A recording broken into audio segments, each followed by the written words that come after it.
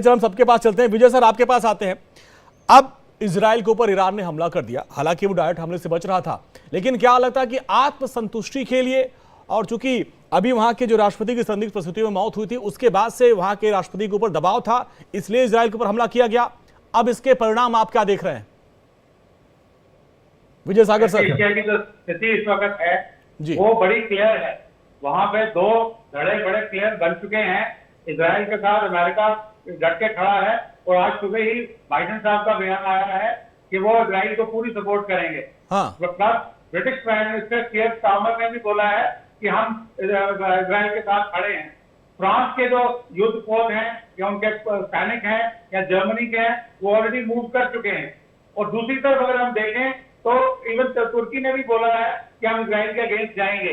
Plus Hezbollah के ऊपर direct offensive शुरू हो चुका है। हूतीज के ऊपर भी अटैक हो रखा है। अमेरिकन ने उनके काफी ठिकानों को तबाह किया है। तो ऐसे समय पे जब एक तरफ में नसरुल्लाह को एलिमिनेट किया जाता है, उसके पहले हानिया को किया था, उसके पहले फवाद शुक्र को किया था, तो ये सारा एक प्रेशर बनाता था ईरान के ऊपर। तो ऐसी स्थिति अप्रैल में भी आई थी। तो अप्रैल में ऐसा हुआ था कि वर्ल्ड का दबाव बना था कि देखिए इसकी कॉन्फ्लैग्रेशन नहीं होनी चाहिए। तो सिमिलर चीज आज वहां पे बन रही है, पर दबाव जो है ईरान के अंदर से आ रहा है। पर ईरान को भी पता है कि फुल फ्लेज वॉर में शायद रशिया उनकी मदद करेगा या चाइना उनकी मदद करेगा या नॉर्थ कोरिया मरेगा, but at the same time Iran के ऊपर उसका बहुत ही एडवर्स इफेक्ट होगा।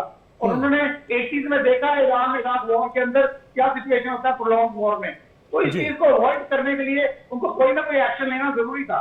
परंतु मेरा मानना यह है कि इस वक्त सारे डिफेंसिव पे हैं, सारे बैकफुट पे हैं। कोई नहीं चाहता वर्ल्ड वॉर हो, क्योंकि सबको पता है वर्ल्ड वॉर मीन ये न्यूक्लियर थ्रेशोल्ड भी क्रॉस हो सकता है।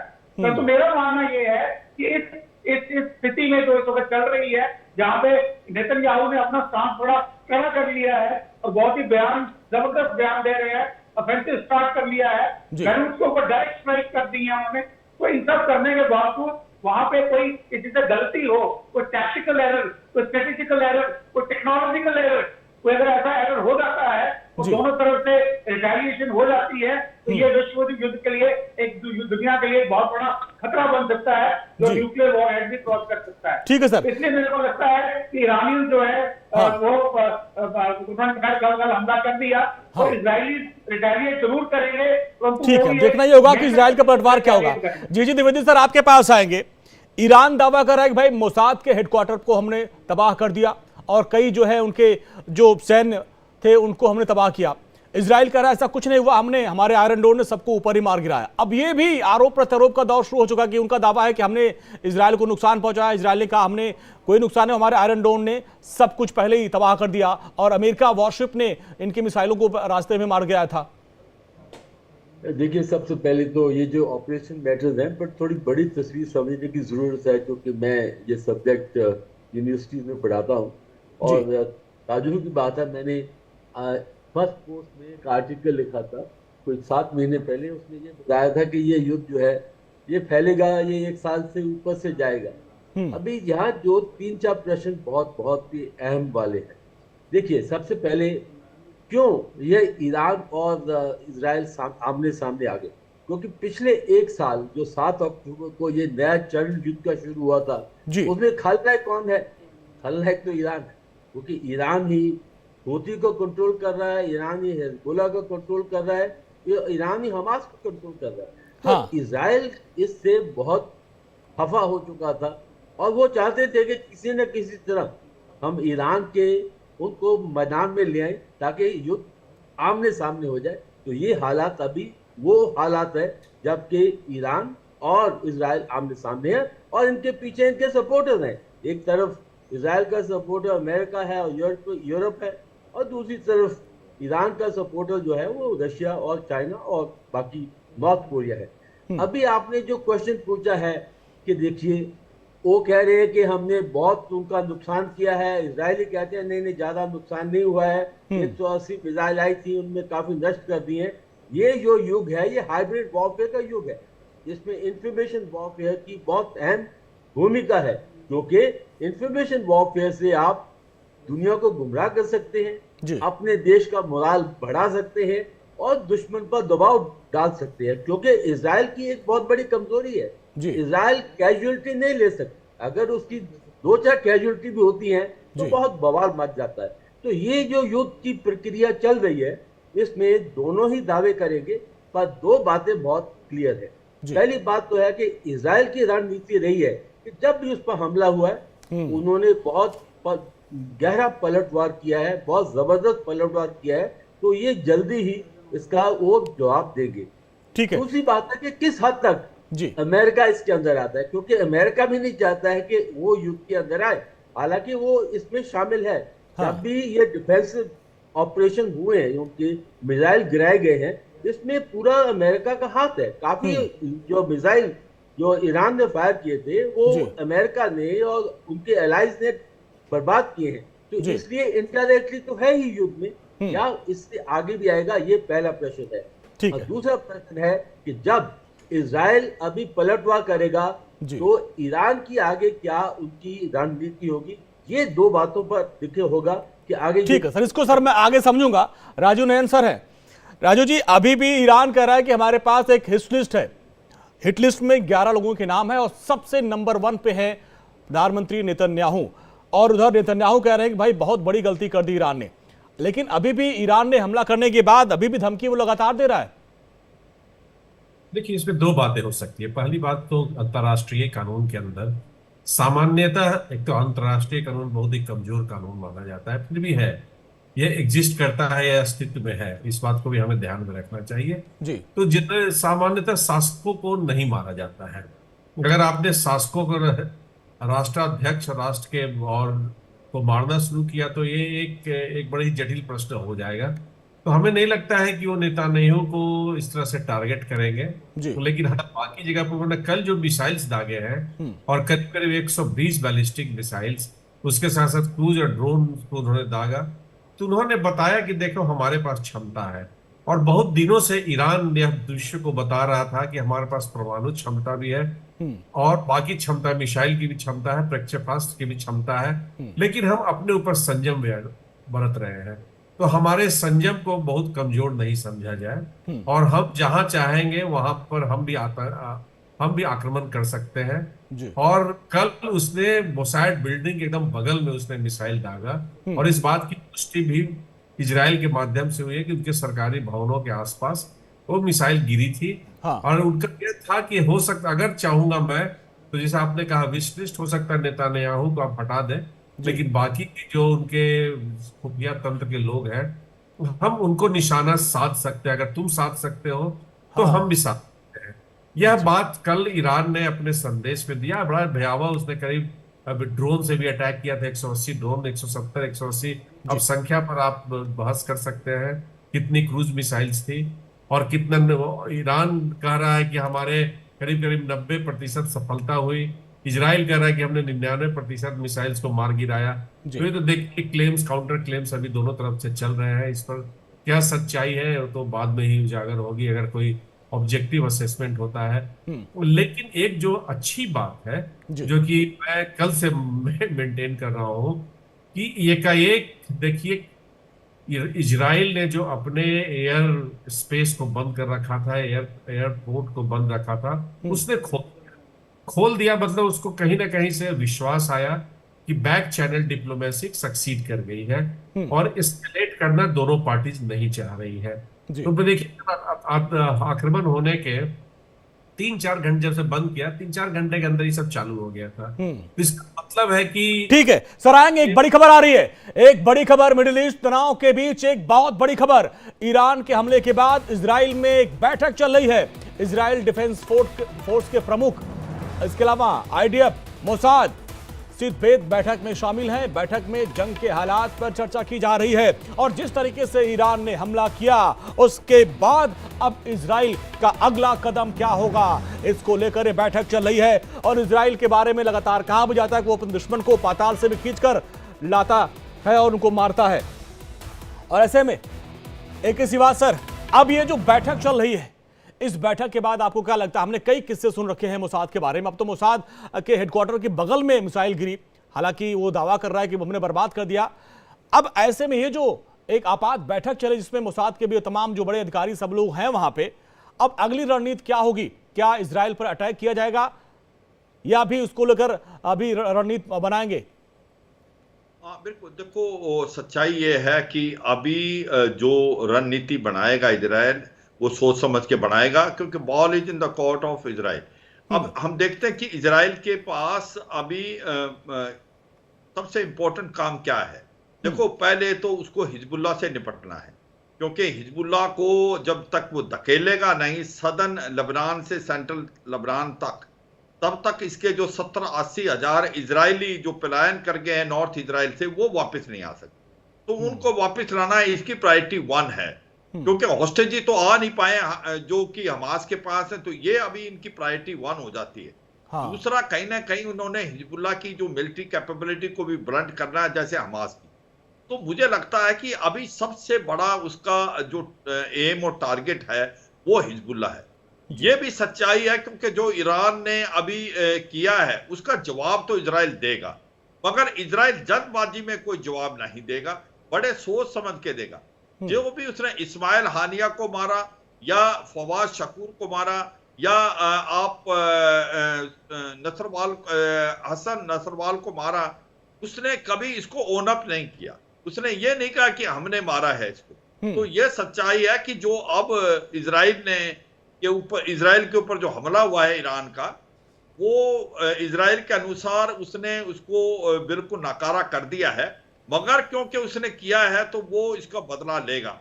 जैसे पहले बात कर रहे थे, इजराइल चाहता है ईरान इस लड़ाई में आए, क्योंकि ईरान अगर लड़ाई में जैसे आ गया है या और लड़ाई होती है और अमेरिका भी जो साथ आता है, तो फिर इजराइल और अमेरिका बहुत नुकसान करेंगे ईरान पे।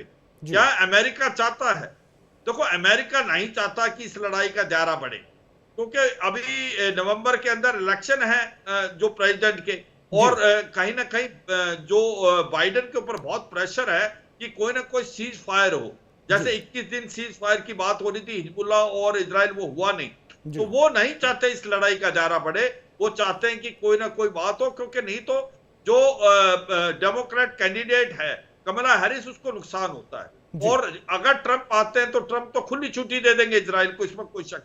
तो सच्चाई यह है, 3 बातें हैं। हाँ। एक तो हिजबुल्लाह सबसे बड़ा एनिमी है, उसको धकाना और अपने इजरायलियों को वापस बसाना प्रायोरिटी 1 है। प्रायोरिटी 2 है, हिजबुल्लाह को खत्म करने की कोशिश करेगा, ब्लंट करने की उसकी जो कैपेबिलिटी। तीसरा जो सच्चाई है, ईरान को जवाब देगा, मगर इजराइल जल्दबाजी में कोई जवाब नहीं देगा, because ball is in the court of Israel. वो क्योंकि कोई कार्रवाई उसने ये नहीं बोला था कि मैंने की है, हसन नसरुल्लाह को मैंने नहीं मारा, इस्माइल हानिया को नहीं मारा, फवाद शकूर को नहीं मारा, तो कल न जरूरी उसको जवाब तो देगा, मगर जल्दबाजी नहीं। हाँ। अब ये है कि क्या ये लड़ाई वर्ल्ड वॉर की तरफ जा सकती है, ऐसा लगता है। इसको समझेंगे सर, इसको आगे समझेंगे, लेकिन ब्रिगेडियर रिटायर्ड विजय सागर साहब आपके पास आएंगे।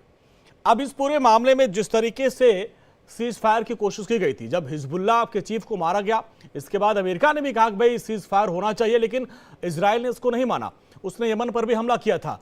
तो अब इस पूरे मामले में आपको क्या लगता है, जैसा कि अभी सिवाज सर भी कह रहे हैं कि पहले हिजबुल्लाह और हमास को पूरी तरीके से तबाह करना ये मकसद है, इसके बाद ईरान पर पलटवार किया जाएगा? देखिए, इजराइल की हिस्ट्री है उनके ऊपर जो अटैक हुए हैं। अगर आप 3000 साल पहले नहीं जाना चाहते, जब उनको वहां से निकाल दिया गया था, अब 1948 से भी स्टार्ट करते हैं, तो there are an number of instances जब इजराइलियों को खत्म करने की कोशिश की गई। अब ये 7 अक्टूबर जो वाकया हुआ है, जब 1200 लोगों को मारा गया, उनको बंदी बनाया गया और उनको सेलिब्रेट किया गया, तो अब नेतन्याहू का मानना है इनफ इज इनफ, अब इसको खत्म करना है। तो अगर आप बड़ी स्टेज पे देखें, अमेरिकन के लिए प्रायोरिटी उनकी इलेक्शन जरूर है, परंतु अगर आप नोटिस करें कि पूरे विश्व भर का जो ट्रेड है, जो मेडिटेरेनियन सी से सुएज कैनाल से होता हुआ इंडियन ओशन में आता था, वो इस वक्त बंद पड़ा है। और यहाँ से कम 6 देशों की नेवी पेट्रोलिंग कर रही है सिर्फ हूतीस को काउंटर करने के लिए। तो इसके लिए इजराइली चाहते हैं कि जिस तरीके से उन्होंने हमास को लगभग खत्म कर दिया है, हिजबुल्लाह को भी वैसे करें, हूतीस को भी वैसे करें, ताकि ये जो जगह है ये सेफ प्लेस बन जाए। परंतु प्रॉब्लम ये है, ये तीनों जो आतंकी संगठन है, हमास, हूती और हिजबुल्लाह, इनकी सपोर्ट जो है वो ईरान कर रहा है। और ईरान के पीछे हम मान सकते हैं कि ईरान भी शायद एक प्रॉक्सी खुद है, पार्ट ऑफ रशिया। कि वो अमेरिका रिलेशन को बिजी रखें। तो इस सिचुएशन में आकर के सिचुएशन जो है बहुत टेंस हो जाती है और मजबूरियां बन जाती हैं इजरायली लीडरशिप के लिए। और इजराइल ने आज तक जो हमले किए हैं, जैसे अभी तक आपके पैनलिस्ट ने बोला कि डायरेक्टली उन्होंने होना नहीं किया। अभी आप ये पेजर बैटरी का अटैक देख लीजिए, उसके बाद अटैक होने के बाद उन सारे घायलों की मैपिंग की गई कि पता चले कि हिजबुल्लाह के कौन से हमायती समर्थक जो है लेबनान के अंदर है, उनको नोट किया गया है। और अगला जब अटैक ग्राउंड ऑफेंसिव शुरू कर दिया है और वहां जाकर के उनकी जो मोसाद ने ऑलरेडी हमले करने शुरू कर दिए हैं, एयरफोर्स ने बेरूस को डायरेक्टली टारगेट करना शुरू कर दिया है। तो ये पक्का उनका इरादा है कि हिजबुल्लाह को भी पूरी तरह से खत्म करना है। और अमेरिका के लिए बड़ा जरूरी हो जाता है कि ये जो ट्रेड का रूट है इसको किसी तरीके से यहाँ पे रिस्टोर करें, given the condition which are prevalent internationally at this time. ठीक है जी द्विवेदी सर, जैसा कि अभी सर ने भी जिक्र किया अमेरिका का, लेकिन अभी दो मोर्चे पर युद्ध चला, एक तरफ तो रूस और यूक्रेन का। क्या ईरान के पीछे रूस का हाथ है? क्या वो चाहता है कि इस युद्ध को और बढ़ावा दिया जाए जिससे कि अमेरिका का जो ध्यान है वो इधर आए और यूक्रेन को वो सहायता न दे? क्या ये भी एक है इसमें स्ट्रेटजी? बिल्कुल बिल्कुल, आपने hit the nail on the head. बिल्कुल, बहुत अच्छा पॉइंट लेके आए हैं। देखिए, चाहे अमेरिका या ईरान है, उनका नंबर 1 दुश्मन कौन है? ईरान। तो ईरान जो है ये जड़ है। अगर ईरान को झटका नहीं दिया तो हिजबुल्लाह को भी वो एक कहते हैं कि नहीं, उसके ऊपर लगाम नहीं कस पाएंगे। तो जो आपने ये पॉइंट बताया है, ये एक्चुअली स्ट्रेटेजी है रशिया की और चाइना की। बिकॉज चाइना भी चाहता है कि अमेरिका का ध्यान जो है वो ताइवान से और वेस्टर्न पैसिफिक से हट के वो वापस पश्चिम एशिया में आए, और रशिया भी चाहता है कि उसका ध्यान जो है यूक्रेन से हट जाए। तो इसलिए दोनों जो सपोर्टर हैं ईरान के, वो चाहते हैं कि किसी न किसी तरह अमेरिका यहाँ उलझ जाए, ताकि यूक्रेन पर भी उसका दबाव कम होगा और उधर चाइना जो है वो ताइवान पर भी अपनी मनमर्जी कर पाएगा। ये पॉइंट नंबर 1 है। दूसरा है कि कैसे वो ईरान को झटका देंगे। ऐसे ही झटका देंगे ताकि ईरान को समझ आ जाए कि अगर वो फिर पलटवार करेगा तो उसका जो है काफी नुकसान होगा। तो ये एक स्ट्रेटेजी होगी कि आप देखेंगे एक झटका लगेगा ईरान को, उसके साथ थोड़ी बहुत मेरे ख्याल से अकल जो है वो हिजबुल्लाह को भी आएगी, उनको ही मैसेज जाएगा, साथ ही साथ हमास भी समझेंगे, हूती भी समझेंगे, और जहां पर ये युद्ध है फिर एक इन्फ्लेक्शन पॉइंट पर पहुंच जाएगा। यानी कि या तो फिर ईरान अपनी जो रणनीति बदल लेगा, या फिर ईरान और अमेरिका भी आमने सामने आएंगे। उसमें दोनों का फायदा है, रशिया का फायदा भी है और चाइना का फायदा भी। राजू नयन सर, अब ये युद्ध किस तरफ जा रहा है? जैसा कि मैंने सवाल पूछा और द्विवेदी सर ने और विजय सागर सर ने इशारा किया कि इसमें अमेरिका और उधर रूस ये बैक में है। अमेरिका तो खुल के सामने आ जाता है, उसने कहा कि हमारी सेना इजराइल की मदद करेगी, और जो लाल सागर में उनके वॉरशिप है वो लगातार सुरक्षा कर भी रहा है। लेकिन क्या आपको लगता है कि एक वर्ल्ड वार की तरफ ये पूरा युद्ध जा रहा है क्या? नहीं, मैं थोड़ा इतना ज्यादा आशान्वित नहीं होगी तीसरी युद्ध शुरुआत हो जाएगी। हाँ, लेकिन हाँ, यह बात सही है कि युद्ध किसी भी तरफ जा सकती है।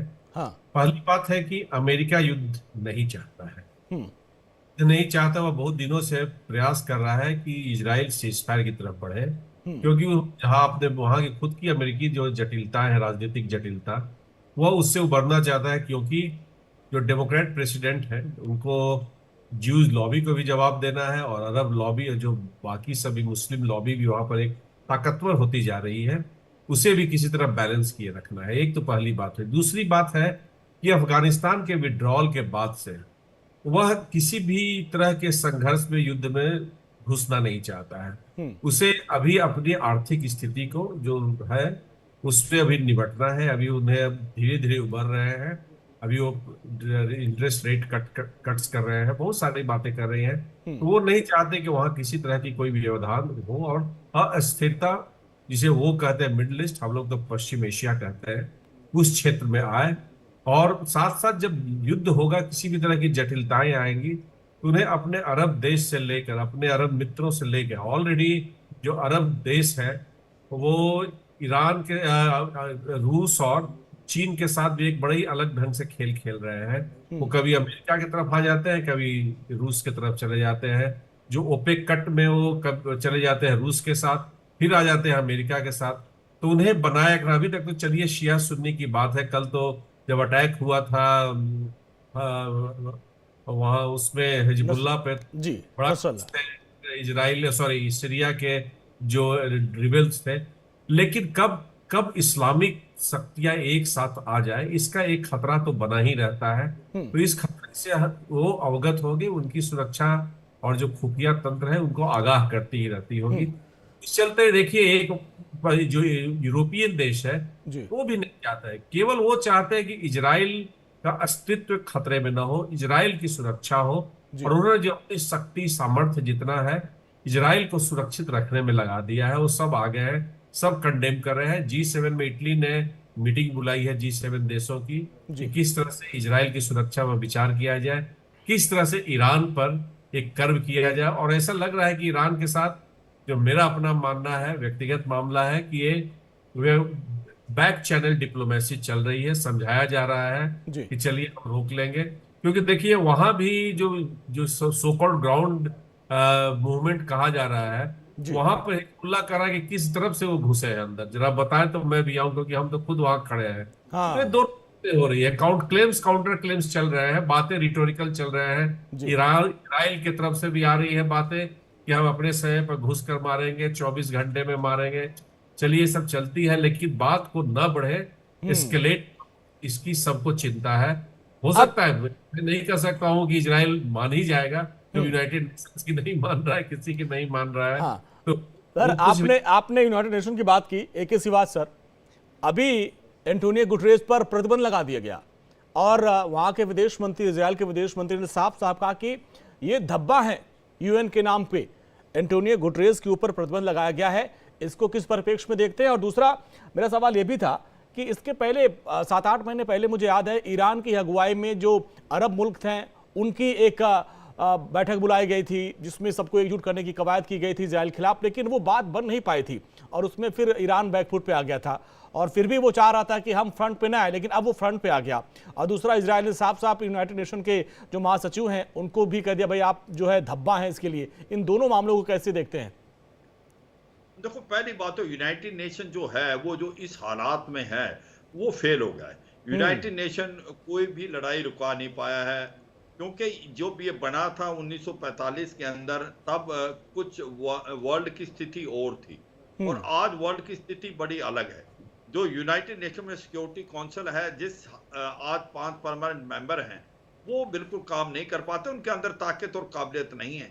ऐसा कैसे हो सकता है कि एक largest democracy of the world, 5th largest economy of the world, 4th largest of military power, वो एक प्रकार यूनाइटेड नेशन सिक्योरिटी काउंसिल के परमानेंट मेंबर नहीं। तो ये सच्चाई है आज की तारीख में। अगर आप पीछे देखें लास्ट 15 साल में, ऐसा कोई युद्ध नहीं है जहां पर यूनाइटेड नेशन ने कोई एक प्रकार से उसको रुकाया हो। तो ये तो है इसका ट्रैक रिकॉर्ड, इसमें कोई शक नहीं। और यूनाइटेड नेशन एक प्रकार ट्रुथलेस है। और यही नहीं, ज्यादातर इंटरनेशनल फोरम ऐसे हो गए आज की तारीख में, उनकी कोई इतना वो जो कहते हैं ना ट्रुथ नहीं है, दांत नहीं है। तो ये सच्चाई है कि इसके अंदर बदलाव आना चाहिए अगर आप चाहते हो यूनाइटेड नेशन को इफेक्टिव। अब अगला पॉइंट आया था ईरान का। देखो, ये सच्चाई है, जब इजराइल ने के ऊपर हमला हुआ था, हमास ने जेनोसाइड किया था 7 अक्टूबर को, तो वर्ल्ड की ओपिनियन जो थी वो खड़ी हुई थी इजराइल के साथ। मगर जब इजराइल ने पलटवार किया और पैलेस्टाइन के लोग मारे गए 40,000 के करीब, तो धीरे धीरे वो जो सिंपैथी थी वो पैलेस्टाइन और हमास की तरफ चली गई। मगर ये कार्रवाई अभी नहीं हुई है। जब हिजबुल्लाह के ऊपर हमला हुआ है, हिजबुल्लाह के बाद जो मुस्लिम वर्ल्ड है वो कोई हिजबुल्लाह की तरफ नहीं है, ईरान की तरफ नहीं है। अगर आप देखें, मुस्लिम वर्ल्ड भी डिवाइड हो गया है और जो सुन्नी वर्ल्ड है वो नहीं बोल रहा इजराइल के अगेंस्ट। वो बोल तो रहे हैं मुस्लिम, मगर वो बोलने के लिए बोल रहे हैं। तो सच्चाई ये है कि अब ये सोचना कि ईरान के साथ बहुत देश हैं, ये जो भी देश है वो पीछे से ही आप उसको सपोर्ट करेंगे। यह सबका अपना अपना इंटरेस्ट है। मैं इस बात से बिल्कुल सहमत हूं कि रूस और चीन का एक प्रकार इंटरेस्ट है कि अमेरिका का ध्यान रशिया, यूक्रेन और जो इंडो पैसिफिक से हटे, उस तक बहुत है। मगर अगर फुल फ्लैज लड़ाई होती है तो ईरान को मिलिट्री सपोर्ट के अलावा कोई ज्यादा उसके साथ नहीं आएगा। और जबकि इजराइल के साथ अमेरिका और यूरोप की कंट्रियां G7 खड़ा हुआ है। मगर क्या ये युद्ध थर्ड वर्ल्ड वॉर की तरफ जा सकता है? ऐसा लगता नहीं। अच्छा, सही बोला, बैक चैनल डिप्लोमेसी चल रही है, सबको पता है कि पूरी वर्ल्ड की इकोनॉमी को कितना नुकसान हुआ कोविड के बाद, रशिया यूक्रेन और ये जो अभी चली हुई है इजराइल और हमास वार और हिजबुल्लाह वार। तो कोई नहीं चाहता कि ये लड़ाई का दायरा बढ़े। और मुझे लगता है जिस प्रकार से एक सीक्वेंस ऑफ एक्शन हुआ है, जिस प्रकार से जो ईरान ने किया है वो अप्रैल जैसा किया है, एक स्टेज मैनेज है, एक प्रकार फिक्स मैच है। और मुझे लगता है बैक चैनल डिप्लोमेसी के कारण ऐसा कुछ नहीं होगा कि ये लड़ाई फ्लेयर अप हो जाए।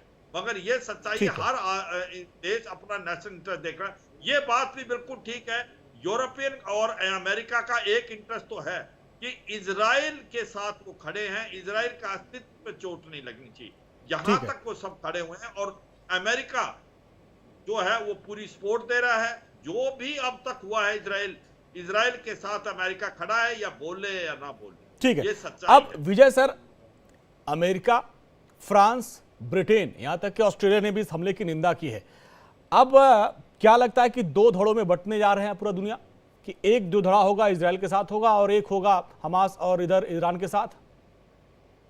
देखिए, मैंने पहले भी बोला कि अगर देखा जाए तो अपरेंटली ये दो धड़े ऑलरेडी बन चुके हैं। हाँ, अब इनको बनने का कारण क्या है? अब ये सारा मामला, इस वक्त वॉर चल रही है यूक्रेन में भी, कुछ टेंशन चल रही है आपके साउथ चाइना सी में भी, पर यहाँ क्या ज्यादा इंपॉर्टेंस है? ये एक ऐसी जगह है जो दुनिया को ऑलमोस्ट, जो वर्ल्ड ट्रेड है उसको शॉर्टेस्ट रूट में कन्वर्ट करता है। ये मैंने बोला मेडिटेरेनियन सी के बाद सुएज कैनाल और इंडियन ओशन रेड सी के थ्रू जो आता है, ये ऑलमोस्ट एक ऐसी जगह है जहां पे एक बॉटल नेक है वर्ल्ड का, ऑलमोस्ट 70% ऑफ ट्रेड। तो अब अमेरिका को पास ऐसी क्या मजबूरी है इजराइल को हेल्प करने की?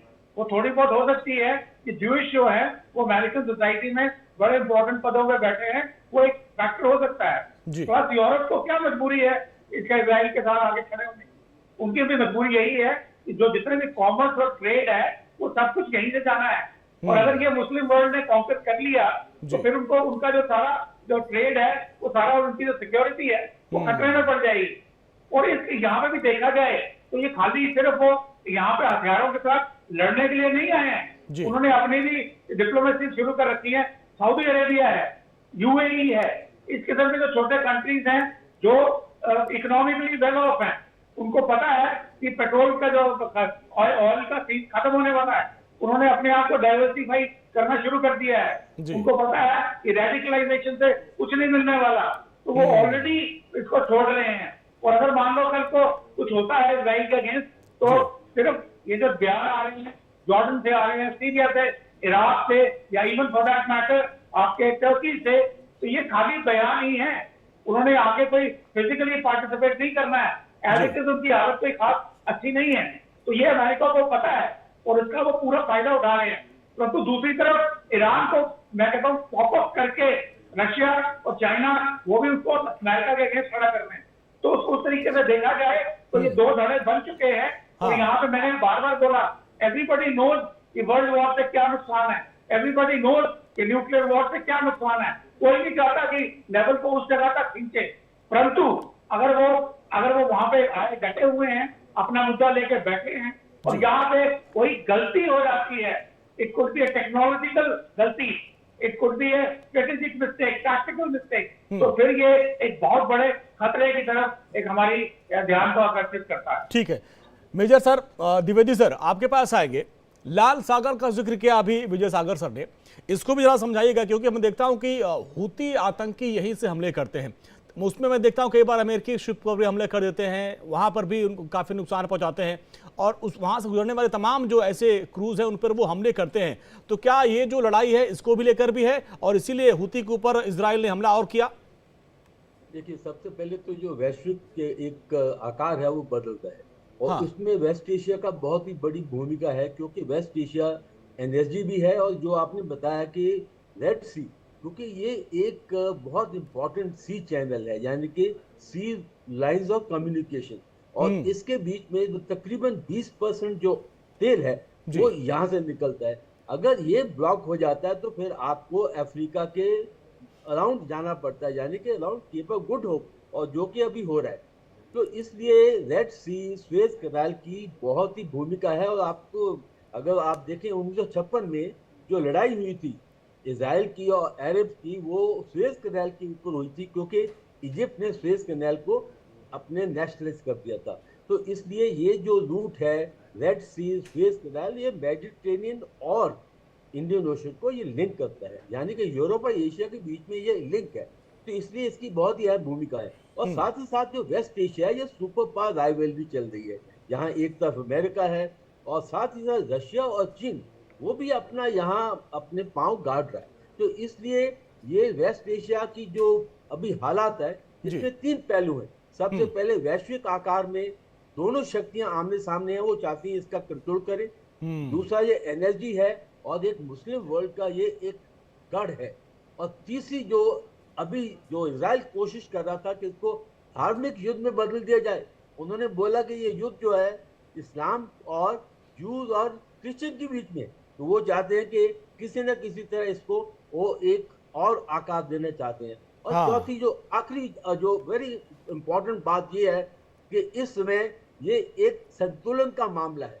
जी। संतुलन बनता है वो वैश्विक आकार में बनता है। अगर इसमें भारी पलड़ा भारी हो गया चीन का और रशिया का, तो संतुलन बिगड़ जाएगा। तो इसलिए संतुलन भी कायम करना बहुत ही आवश्यक है। बहुत अच्छी बात कही सर। राजू सर, अच्छी बात है, ये रेड सी को लेकर जो सबकी कूटनीति है वो भी यहाँ पे है, लेकिन इस युद्ध के बाद इसका असर पूरी दुनिया पे कितना पड़ेगा? क्योंकि हम देख रहे थे कि जो क्रूड ऑयल है उनके दाम तेजी से बढ़ने लगे, तो ऐसे में पूरी दुनिया पर इसका क्या असर पड़ने वाला है? देखिए, सबसे मजेदार बात है कि मैं पढ़ रहा था आज जेरूसलम पोस्ट, तो हाँ। सबसे आज उन्होंने ही आकलन किया है कि इसका क्या आर्थिक और बाकी असर हो सकता है। जी। तो जो राष्ट्र आक्रमण भी जहां से हो रहा है, जहां उस राष्ट्र में भी इस चीज का आकलन शुरू हो रहा है, तो ये बड़ी अच्छी बात है कि सारे लोग चिंतित है कि इसका क्या हो सकता है। देखिए, आपने सही बोला कि एक तेल का तो निश्चित ही इस पर एक असर पड़ा ही है, तुरंत असर पड़ा। जो ही हिजबुल्लाह के ऊपर आक्रमण हुआ, त्यों ही तेल के भाव उसमें आपने देखा कि कैसे परिवर्तन हुआ। उसके साथ साथ जब स्थिरता बढ़ जाती है, तो बाकी केवल तेल ही नहीं, तेल के अलावा भी एक बहुत ही महत्वपूर्ण आर्थिक रूप से एक क्षेत्र है। और ये क्षेत्र में कभी किसी भी तरह की परेशानी हुई, तो उस परेशानी का सामना पूरी दुनिया को झेलना पड़ सकता है। ऑलरेडी हम यूक्रेन और जो रूस के संघर्ष में देख रहे हैं कि कितनी समस्याएं हुई थी। यद्यपि हमने अपने बहुत ही अच्छी कूटनीति से, बहुत ही अच्छी अपनी रणनीति से उसको कम किया। लगभग एक तरह से हमने फायदे में ही हम रहे, अगर कहें नेट गेनर रहे इस सारे उस प्रकरण में। लेकिन होती है, समस्या होती है। जैसे बहुत सारे रॉ मटेरियल्स है, चाहे वो सेमीकंडक्टर के हो या बाकी जो सप्लाई फूड ग्रेन्स की थी, उन सब पर असर पड़ा। इस चीज को हम नहीं डिनाई कर सकते हैं। तो यह भी उस पर पड़ेगा। जो और सबसे महत्वपूर्ण बात है कि देखिए, रेडिकलाइजेशन न बढ़े। जी, हम लोग की चिंता क्या है कि समाज में देखिए रेडिकलाइजेशन बढ़ेगा तो उसमें ISIS, अलकायदा जैसे तत्व इसका फायदा उठाते हैं। वो कहां तक सीमित रहेंगे, यह कहना बड़ा मुश्किल होता है। इजराइल बोल के देखिए दक्षिण एशिया में पहुंच गए, तो अब हमारे लिए भी संकट इन लोगों का इस्लामिक, ऑलरेडी हम बहुत चिंतित हैं जिस तरह से इस्लामिक रेडिकलाइजेशन हो रहा है, हर तरफ हो रहा है।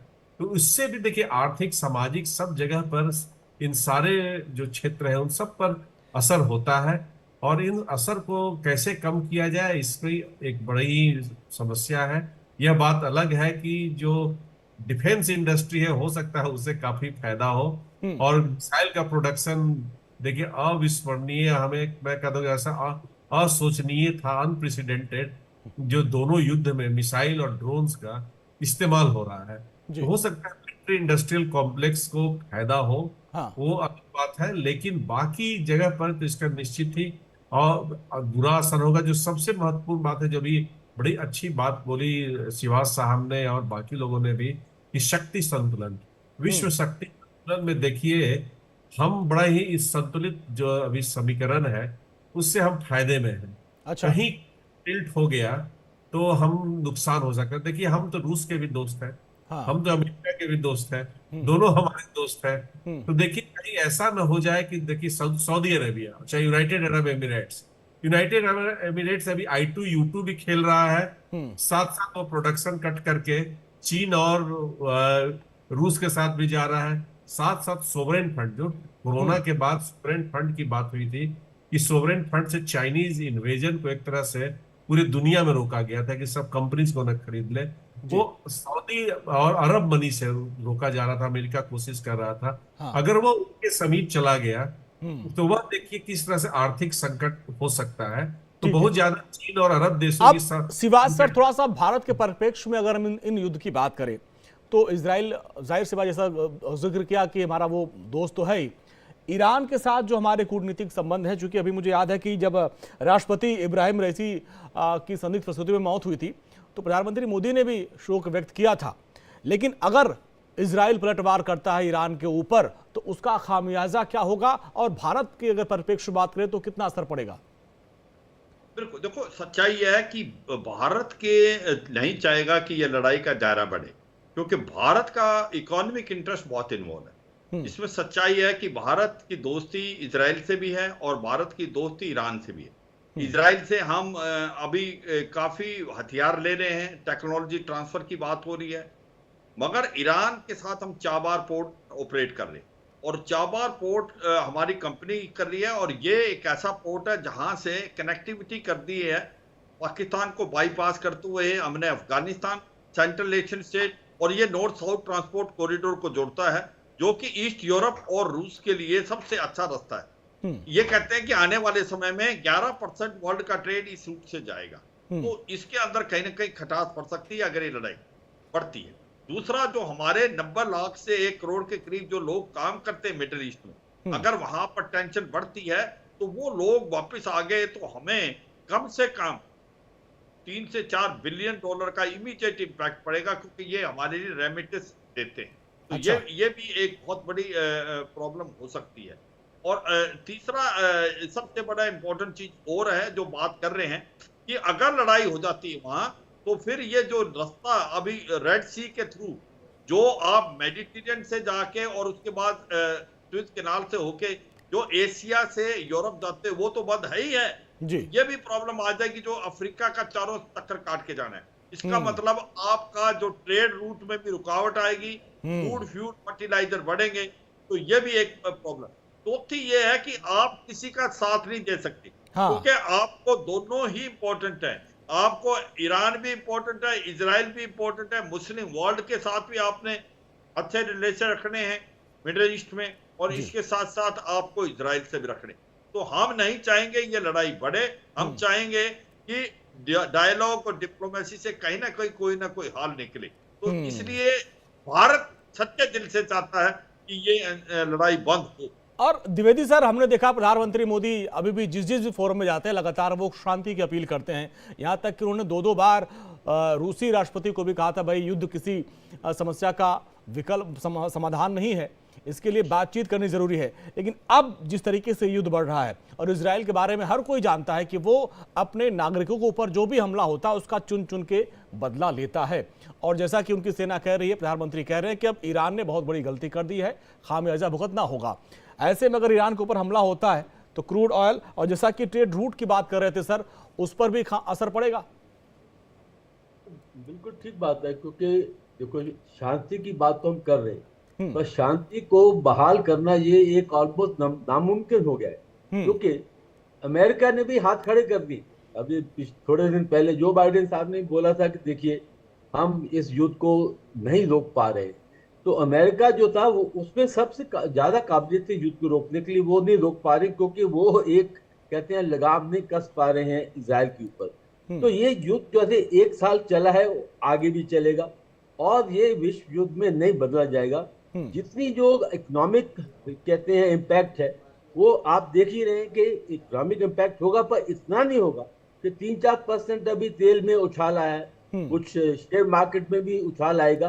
तो ये युद्ध जो है मध्यम गति से चलेगा, यानी कि ये जो युद्ध है ये एक व्हाट वी कॉल इट कि ये लिमिटेड सा वॉर है, ये इधर ही रुका रहेगा, इसका फैलाव आगे नहीं होगा और इसमें ज्यादा जो देश है वो नहीं कूदेंगे। और किसी न किसी दोनों देशों को पता है कि भाई ये युद्ध को सीमित रखना है, तो इसलिए हम इसको लिमिटेड वॉर बोलते हैं। लिमिटेड वॉर का मतलब है कि उसका एरिया जो है लिमिटेड रहता है, दुनिया पर इम्पैक्ट भी लिमिटेड रहता है, और इसका जो जोखिम है और जो इसका इकोनॉमिक इम्पैक्ट है, पॉलिटिकल इम्पैक्ट है, वो भी लिमिटेड रहता है। तो ये लिमिटेड वॉर के दायरे में आएगी और हाइब्रिड वॉर के दायरे में आएगी, और इसका जो इम्पैक्ट है वो इसी रीजन के ऊपर ज्यादा रहेगा। ये नहीं कि ये कोई वैश्विक। विजय सर, आवाज मिल रही मेरी आपको? विजय सर, इस पूरे मामले में आपसे ये समझना चाहेंगे कि क्या प्रधानमंत्री नेतन्याहू के ऊपर भी अतिरिक्त दबाव है? क्या हमने कुछ समय पहले देखा था कि उनके खिलाफ भी कई लोग विरोध कर रहे थे, तो क्या अब हमले के लिए उनके ऊपर भी अतिरिक्त दबाव है वहां पे? क्या देखिए, इजराइल एक बड़ा इंटरेस्टिंग कंट्री है। अगर आप पिछले 3 साल का उनका पॉलिटिकल इतिहास देखें तो शायद 4 बार इलेक्शन हो चुकी है, और अभी भी जो गवर्नमेंट है वो कोalition गवर्नमेंट है। परंतु इजराइल का जो कैरेक्टर है, इजरायली नेशनल कैरेक्टर ये है कि अंदर चाहे जितना मर्जी गड़बड़ हो, परंतु जब बाहर की बारी आती है, एक आक्रामक रूप से डिफेंस की बारी आती है, तो वो सब इकट्ठे हो जाते हैं। हालांकि उसके बीच में भी हमने रिसेंटली देखा कि नेतन्याहू के ऊपर प्रेशर था कि आप हॉस्टेजेस को छुड़ाइए, हॉस्टेजेस की हत्या हो रही है, उनको बोला भी गया कि आप रिजाइन करिए। परंतु नेतन्याहू का जो अपना कैरेक्टर है वो इतना स्ट्रॉन्ग है कि उन्होंने शायद इस पर मन बना लिया है कि नाउ एंड नेवर हमारा ऑलमोस्ट अंतिम सांस गिन रहा है। हालांकि मैं मानता हूं कि आइडियोलॉजी को खत्म नहीं किया जा सकता, और Hamas in any case creation भी इजराइल की ही है। जब उन्होंने पैलेस्टीनियन पीएलओ के अगेंस्ट खड़ा करना था, उन्होंने उनको खड़ा किया था। आज वही उनके पीछे पड़े हैं, तो उनको खत्म कर सकते हैं। हिजबुल्लाह की बारी आगे है और हुतीज उसके आगे हैं। और जो डिप्लोमेसी है वेस्ट एशियन कंट्रीज की, ठीक है सर, इतना ही समय था हमारे पास। आप सभी मेहमानों का बहुत बहुत शुक्रिया। राजीव सर आपका, शिवाज सर आपका, विजय सागर सर आपका और द्विवेदी सर आपका बहुत बहुत शुक्रिया। आपने कीमती वक्त निकाला और पूरे इस युद्ध के सिनेरियो को समझाया। लेकिन जिस तरीके से इजराइल की स्टाइल रही है कि वो अपने दुश्मनों को छोड़ता नहीं है, उनको नर्क से भी खोज कर मारता है। देखना यह होगा कि ईरान के खिलाफ कब हमला करता है।